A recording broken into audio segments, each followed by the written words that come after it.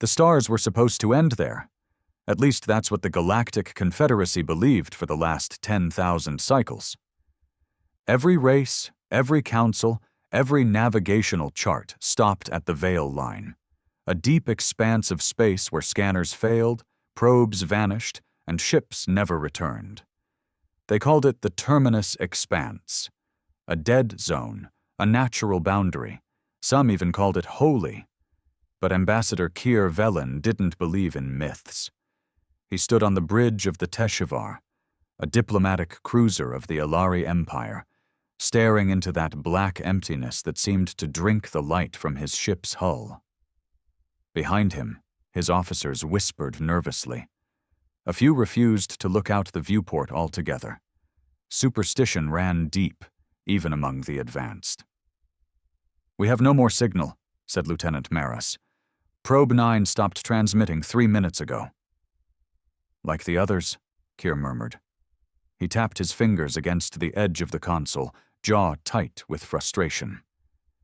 "Something's out there, and it's not empty." Maris hesitated. "With respect, sir, this region is forbidden by Confederacy Charter. No ship is allowed to cross the veil." Keir turned. His pale eyes, sharp and silver, narrowed with subtle contempt. "You know what's worse than breaking rules, Lieutenant?" "Ignorance. We have sent 12 probes. Not one came back. And yet there's heat, energy spikes, artificial radiation patterns. Nothing natural. The Confederacy is either blind or afraid." A pause. "Afraid of what, sir?" asked Maris. Keir looked back at the darkness. "I intend to find out." The Teshivar moved forward. Slowly at first, then with growing speed, as the automated barriers of the Confederacy's deep space border flickered past. Behind them, alarms had surely triggered. Perhaps a patrol cruiser would follow, but Keir knew they wouldn't dare enter the expanse. No one ever had. No one wanted to, except him. An hour in, the stars began to look different, brighter, sharper, and then the ship's lights dimmed. Unexplained. They were still functioning, but the void beyond the glass, black, endless, seemed to suck the light away from inside, not like a black hole. This was worse, like something watching. Then the sensor grid snapped to life. Keir stepped forward. "What is that?" "Something's pinging us," said Maris, hands flying over controls. "Not a language, not even code. It's a pulse. Rhythmic. It's alive." "Where's it coming from?" A flicker on the screen. A long shape. A massive one. It hovered just beyond normal space. "Sir," Maris whispered. "That's a ship." Keir stared. He'd seen every known design in the Confederacy's records. But this wasn't alien. Not like anything in the archives. This was industrial, harsh, brutal lines, dense armor plating, weapons like fangs protruding from its hull, and on its side, illuminated by cold white lights, were 4 words written in a language the galaxy had forgotten. United Earth Military Command. Keir's heart skipped a beat. Humans. They were real. But they weren't lost. They weren't weak. They hadn't gone extinct in some far-off war. They were waiting. And now, they knew someone had crossed the line. The crew of the Teshivar froze. The bridge, once humming with soft sounds of computation and scanning chatter, fell into a silence so heavy it seemed to bend gravity. All eyes were on the massive, brutal object in front of them. A warship, no question. A relic, but not dead, alive. Watching. "Maras." Keir's voice was low, careful. "Are we being scanned?" She nodded stiffly. "In full spectrum waves. They're seeing everything. Hull integrity, life support, comms activity, our DNA if they want it. And we can't block it?" "No, sir. Whatever they're using, it's penetrating even our military-grade shields. It's like they know every flaw in our tech." Keir leaned in closer to the display, staring at the words on the hull. United Earth Military Command. The name sounded ancient, something pulled out of forgotten archives. Humanity was one of the early primitive species cataloged by the Confederacy 1,000 cycles ago. They'd barely cracked nuclear fission, laughed at for their chaos and self-destruction. Then, they vanished. Now here they were. Or rather, here was one of their ships, sitting at the edge of a place the entire galaxy feared to explore.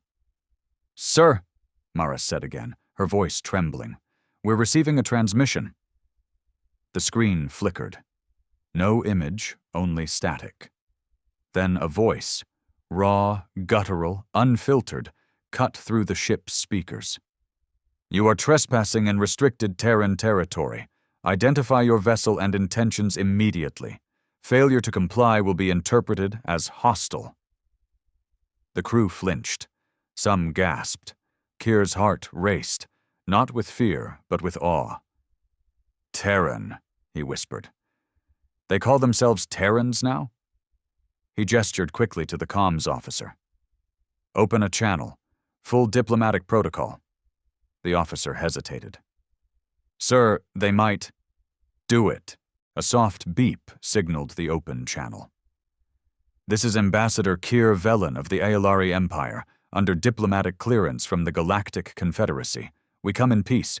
We seek understanding, not conflict." The silence that followed was longer than expected. 10 seconds. 20. Then, "Diplomatic clearance is not recognized. Confederacy presence is not permitted beyond the veil. Return immediately or be neutralized." The last word echoed. Neutralized. Not detained, not arrested. Neutralized. Morris turned pale. "Sir, this is not a negotiation." Kyr knew, and yet he wasn't ready to turn back. "Open our databanks," he ordered. "Send them our mission logs. Let them see we mean no harm." "Sir, if they get access to our full databanks, they already know how to kill us. At least let them know we're not afraid to talk." With a nod, the transfer began. A beam of compressed data shot across the void. 10 seconds later, everything changed. The Terran warship powered up. Lights ignited along its hull, outlining its terrifying bulk. Massive rail cannons turned, missile bays opened like gaping wounds, and worse, something internal flared up. A gravitational signature so dense and unstable, the Teshavar's artificial gravity warped for a split second. "Sir," Maras gasped, "they have singularity weapons." Kyr couldn't believe it. No known civilization in the galaxy had dared deploy those since the Cyclade Wars. Not even the Confederacy. They were outlawed, too dangerous to contain. But the Terrans had them. Ready. Armed. And then, another voice came over the comms. Different this time. Human, yes, but calm. Cold. "Ambassador Kyr Velen, we have reviewed your vessel. You are not a military threat. You may proceed under escort." The crew exchanged confused glances. Kyr didn't speak. He simply stared ahead, into the dark. He knew what that meant. They weren't just being let in, they were being invited. The Terran warship didn't move like any other vessel Kyr had seen. It didn't glide or drift with inertia like Confederacy cruisers. It shifted through space like a predator through water. Smooth, silent, deliberate. The sheer presence of it dwarfed the Teshavar, making Kyr's ship feel more like a diplomatic skiff than a cruiser. Two smaller crafts detached from the warship's underside. Compact, fast, but just as brutally designed. They flanked the Teshavar, their weapons trained on it but not firing. The message was clear. Follow or be erased. Maris was whispering to another officer, but Kyr silenced them with a raised hand. "No fear," he said quietly. "We asked to see what lies beyond the veil. Now we will." The ship's engines engaged, and together the convoy drifted deeper into the darkness.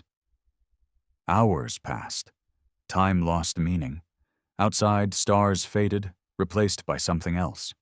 Structures.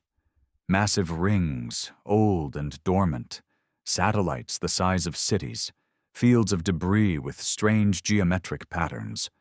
There were signs of war, but also signs of construction. Humanity hadn't just crossed into the expanse, they'd made it their own. And then, finally, it appeared. A planet. It shimmered with artificial light, covered in orbiting arrays and fortified rings. It didn't look like a colony, it looked like a capital. "This isn't Earth," Keir muttered. "No," Maris confirmed, "but it's definitely human. There's atmosphere, gravity, biosignatures, massive cities, and, sir, I'm detecting a population in the billions." "Billions, in the expanse. How did they build all this?" someone whispered. "How did we not know?" Keir didn't answer. His eyes were locked on the spires below, the brilliant lights, the gravity wells that suggested power cores beyond Confederacy understanding. All of it screamed one truth. The humans had evolved. Alone. In secret. And without limits. They had been underestimated. The comms crackled again. This time it wasn't a warning. It was an invitation. "Ambassador Keir Velen, you are requested to disembark. The High Marshal of Terra will receive you personally." Keir nodded. "Prepare my transport shuttle." Maris leaned in. "Sir, you're going down alone?" "I must," Keir said. "If we want answers, if we want to understand what humanity has become, I need to look them in the eye." The shuttle detached from the Teshavar, flanked again by Terran escorts. As it descended through the artificial storm layer cloaking the planet, the true scale of the human presence became visible. Towering cities built into the bones of old megastructures, military academies with craft soaring in formation, orbital elevators pulsing with traffic. Keir saw no signs of civilian weakness, no slums, no idle labor. This was a world where every soul had a purpose. And standing on the landing pad, waiting beneath a banner that bore a symbol long forgotten in galactic history, a fractured Earth cradled in a steel fist, was a woman. She was tall, armored not in ceremonial robes but hardened exoplate. Her eyes burned with something Keir recognized instantly: discipline. As he stepped out of the shuttle, she didn't offer a hand or bow. She simply spoke. "I am High Marshal Adrian Holt, Supreme Commander of the Terran Core Systems." Keir offered the slightest nod. "Ambassador Keir Velen, I bring greetings from the Galactic Confederacy." Her gaze didn't waver. "We didn't ask for greetings." Keir smiled, thin and tired. "Number, you asked who dared cross your border." A silence passed between them. Holt spoke again, voice like tempered iron. "You wanted to know what lies beyond the veil? Welcome to the answer. But let me be clear, Ambassador. If you've come to control, to catalog, or to exploit, you're already too late." Behind her, massive holograms lit up, showing systems, fleets, planets Keir didn't even know existed. Human systems, human fleets, human colonies, dozens of them, spanning space the Confederacy thought empty. His breath caught in his throat. She leaned forward slightly. "You're not here to study us, Ambassador. You're here to decide whether to fear us." Keir Velen had been in the presence of kings, warlords, even hive queens whose minds controlled entire species. But none of them felt like this. High Marshal Adrian Holt wasn't a monarch, and yet she ruled the space around her. Not with charisma, not with fear, with certainty. A kind of unshakable resolve that made you feel like resistance wasn't just foolish, it was irrelevant. He followed her through a stark corridor of steel and black alloy, deeper into the Terran stronghold. No decorations, no extravagance, just functionality. Cameras tracked his every step. Soldiers in obsidian armor stood like statues. No insignias, no expressions. Pure efficiency. Kier cleared his throat. Your presence here? This empire you've built? Why has no trace of it reached the Confederacy? Not a signal. Not a single defector.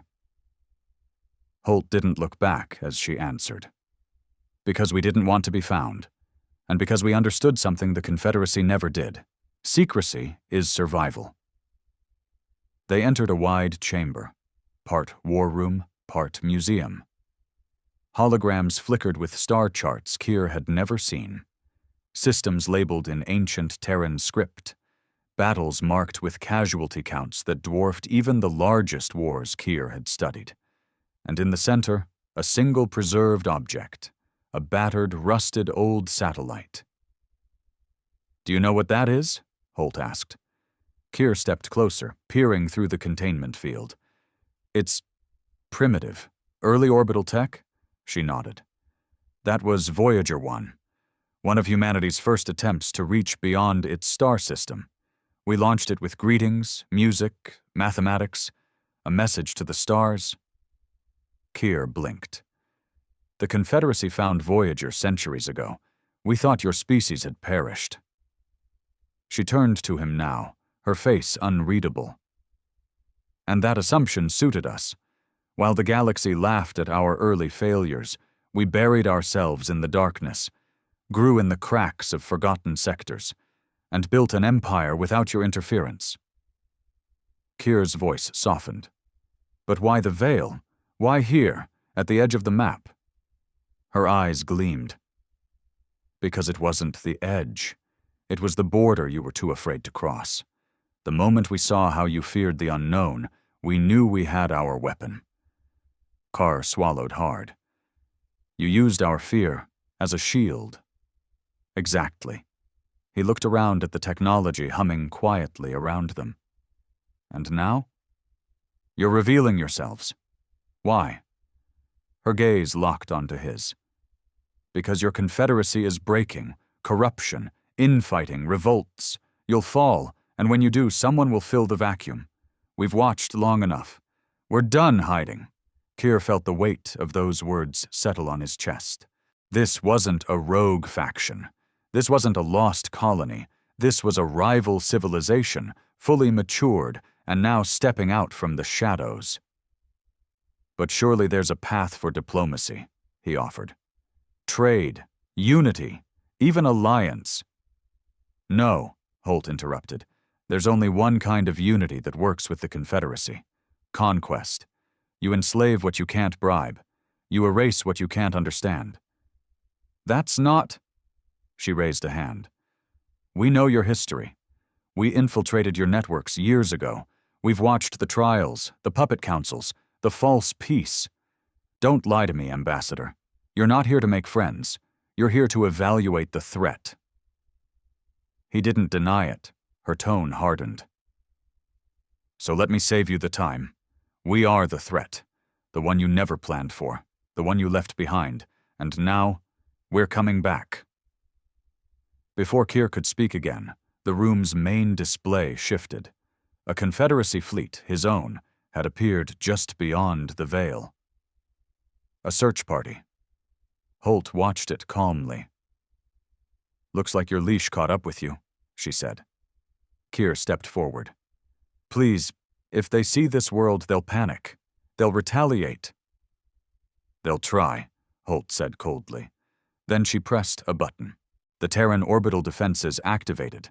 12 anti-ship platforms, each locking onto a different Confederacy vessel.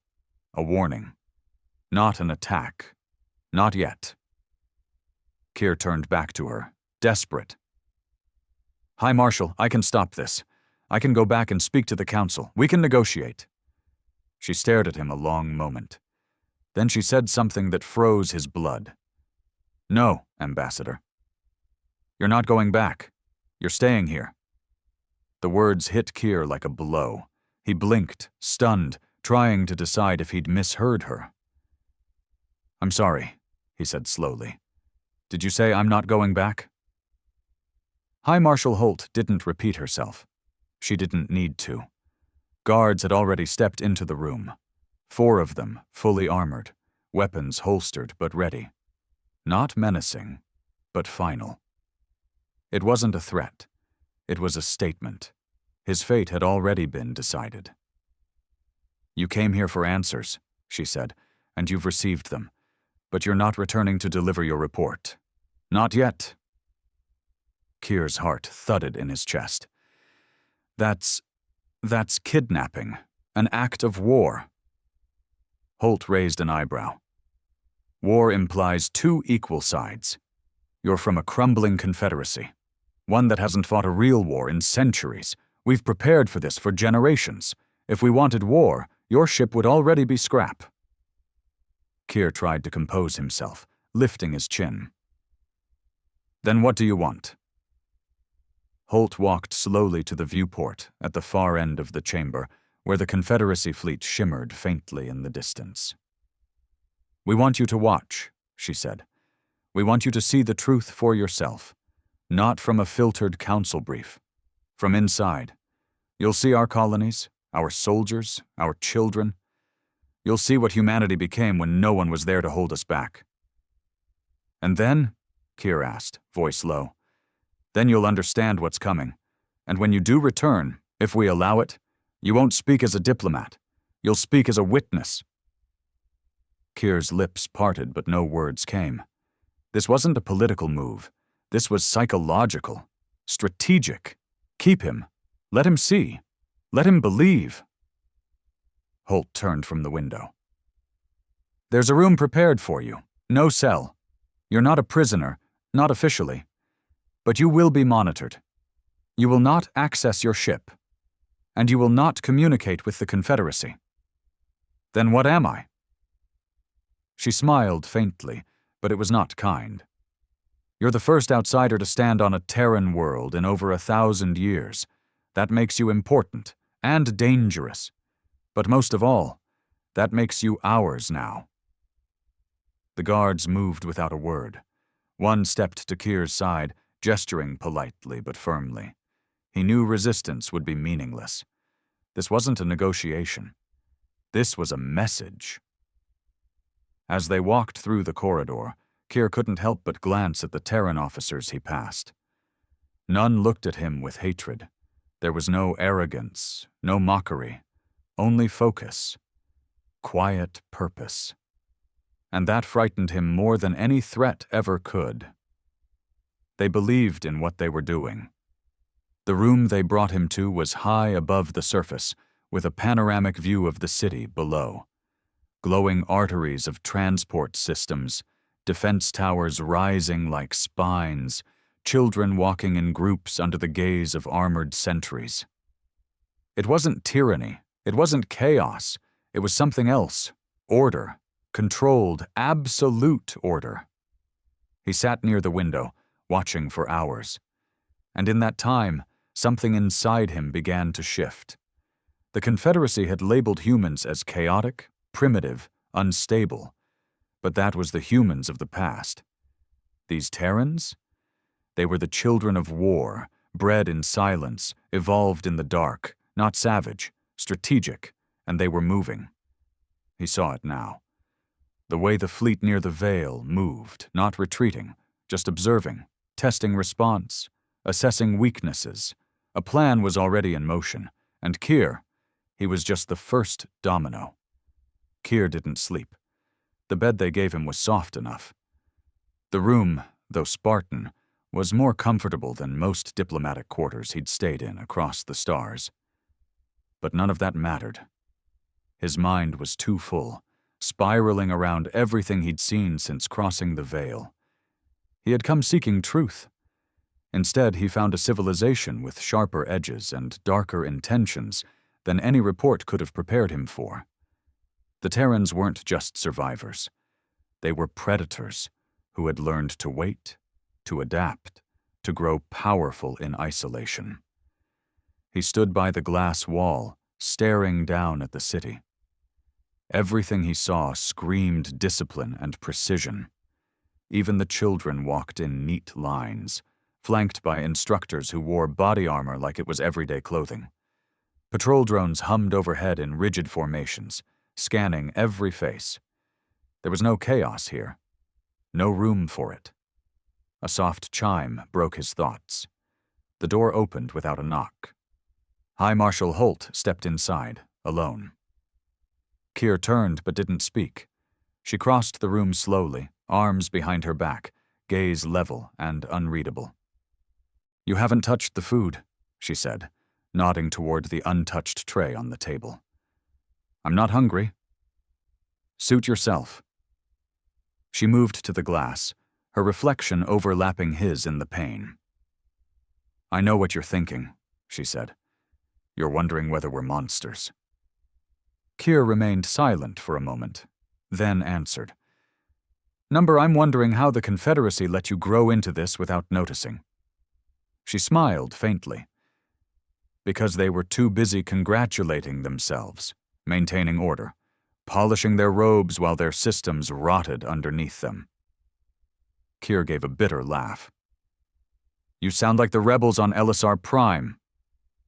"They were amateurs," she said flatly. "We're patient." There was something final in her tone. She wasn't posturing.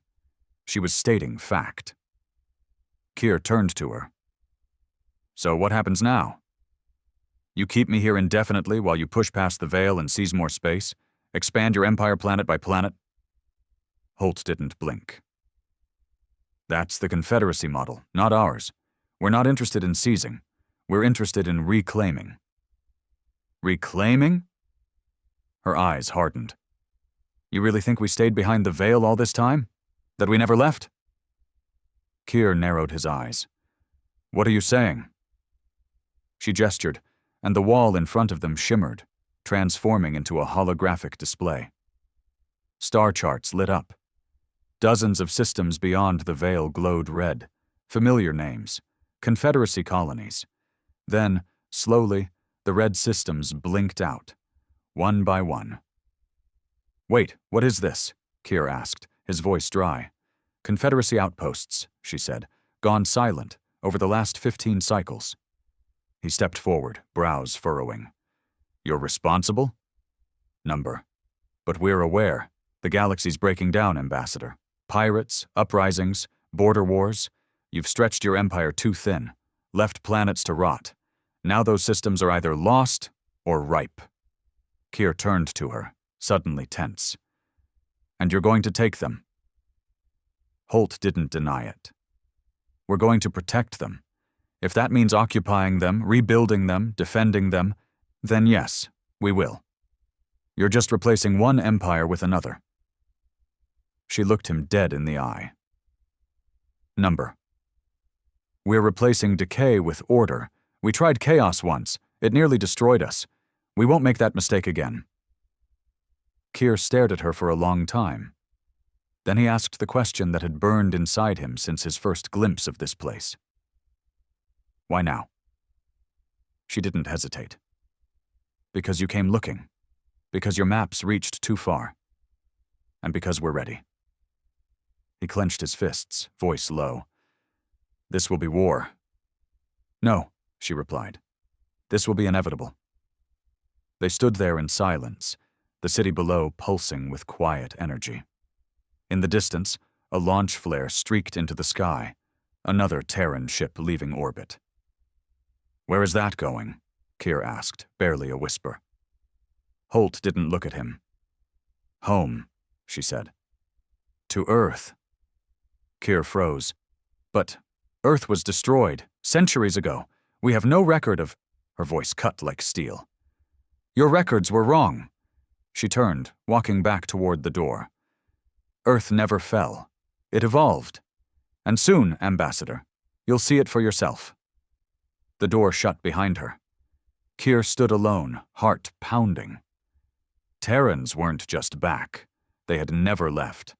The trip to Earth was not optional. 2 days after the conversation with High Marshal Holt, Keir was quietly escorted aboard a Terran transport vessel, sleek, armored, and deadly in a way that didn't even try to hide its purpose. No one told him where exactly Earth was located, not in terms of coordinates. He was simply told to prepare for the return. The journey took less time than he expected. Either they used jump technology beyond anything the Confederacy had encountered, or Earth was far closer than he'd ever believed. That possibility chilled him more than the ship's sterile silence. When the shuttle emerged from its jump, the sight outside the viewport made him forget to breathe. There it was, blue and white, cloud-wrapped, green lands shining like polished gems under golden sunlight. Earth, alive, not ruined, not radioactive, not abandoned. It was thriving. A vast orbital ring encircled the planet like a steel crown, connected to it by dozens of space elevators. It was a masterpiece of engineering and war. Hundreds of ships patrolled its circumference. Defense platforms bristled with weapons. This was not a peaceful homeworld. This was a fortress. Keir leaned closer, eyes wide. His people had written Earth off centuries ago, labeled it a dead world, a failed experiment of an unstable species. But here it stood, laughing at every lie the Confederacy told itself. The ship began its descent. Unlike most Confederacy capitals, where dignitaries were greeted with pomp and performance, Keir was met by silence. No parades, no flowers, just rows of soldiers, unmoving, their armor marked with a deep red emblem. A broken chain. Holt awaited him again, this time clad in a uniform that bore battle scars.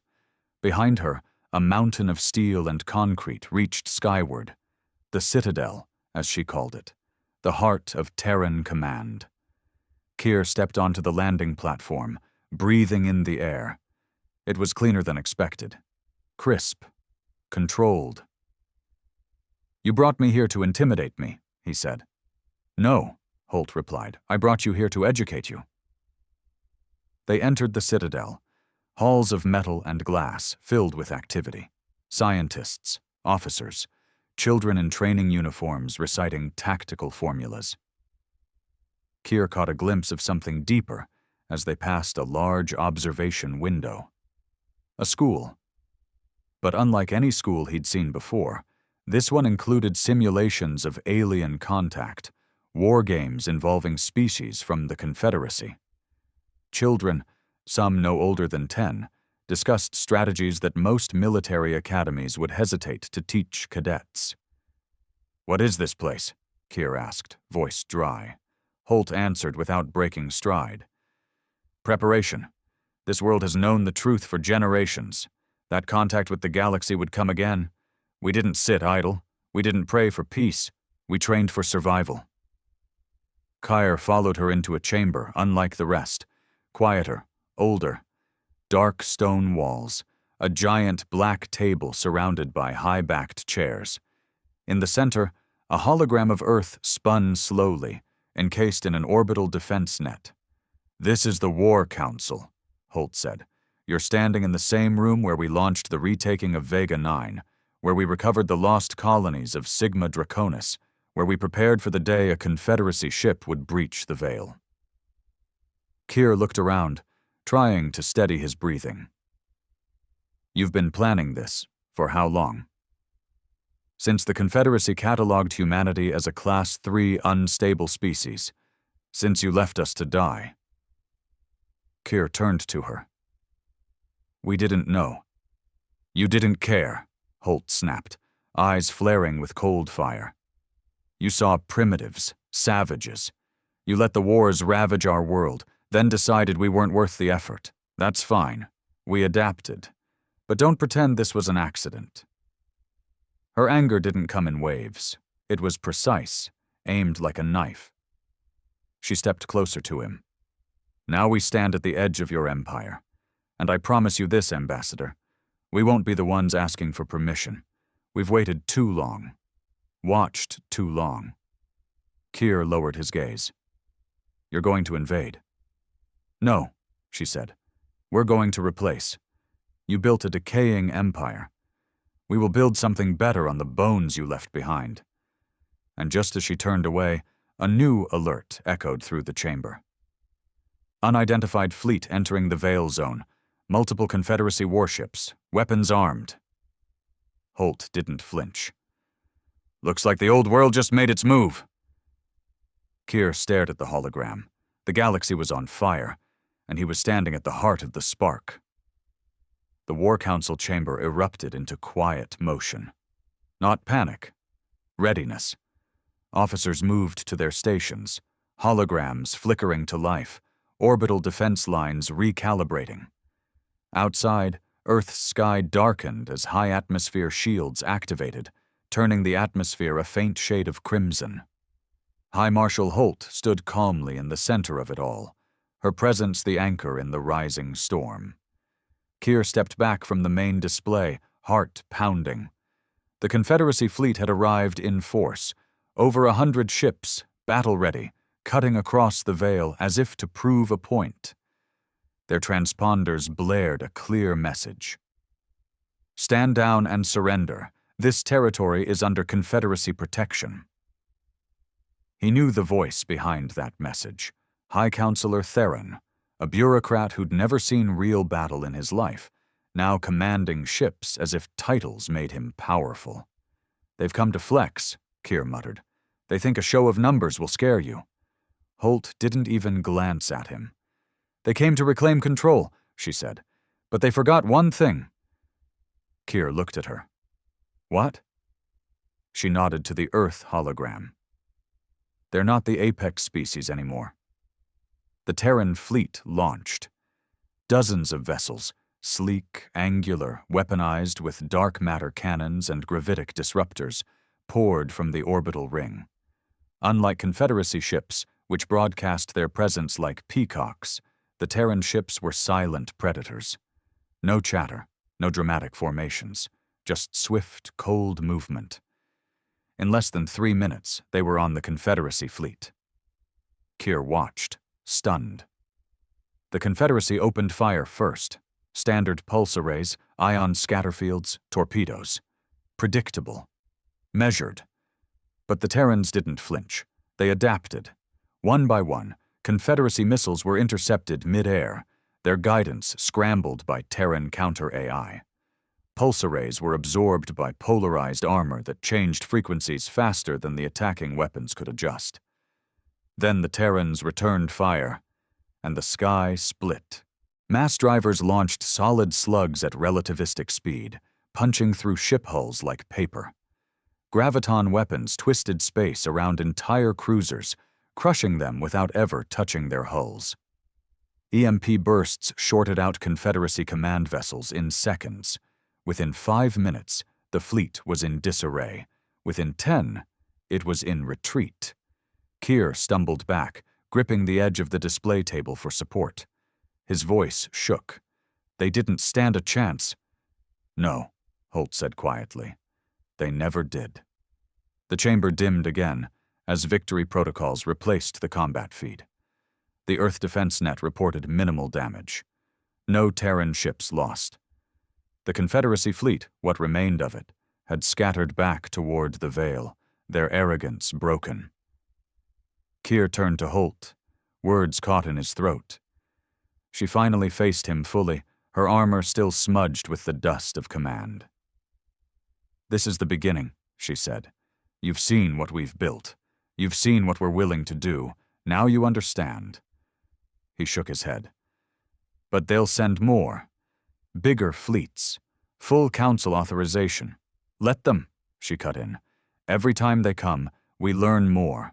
Every weapon they fire, we counter. Every system they target, we rebuild stronger. Let them bleed their empire dry. Kor's shoulders sagged. This will plunge the galaxy into war. No, Holt said. This will cleanse it. Silence lingered. Then she walked over to him, lowered her voice. You still have value, Ambassador. You can return. Not as a diplomat, as a witness, as proof of what's coming. He stared at her, dazed. You're letting me go? She nodded. You'll be watched, but yes. Go back. Tell them what you saw. Tell them humanity didn't fade in the dark. We thrived in it. Kier stepped slowly toward the chamber's exit, but paused. One question, he said. Why me? Why not kill me like the others? Holt's expression softened just enough to be human. "Because you looked us in the eye and didn't flinch. That matters. You're not like the others. You listened. And because of that, you get to survive." He nodded faintly. As the shuttle carried him back across the veil, Kier watched Earth shrink into the distance. Not a blue dot, a burning torch, a warning. When he arrived at Confederacy Central Command, the High Council was waiting. They expected debriefing, strategy, weakness, but Kier looked them dead in the eye and said only one thing: "We're not alone beyond the map." Then he leaned forward. "And they're coming."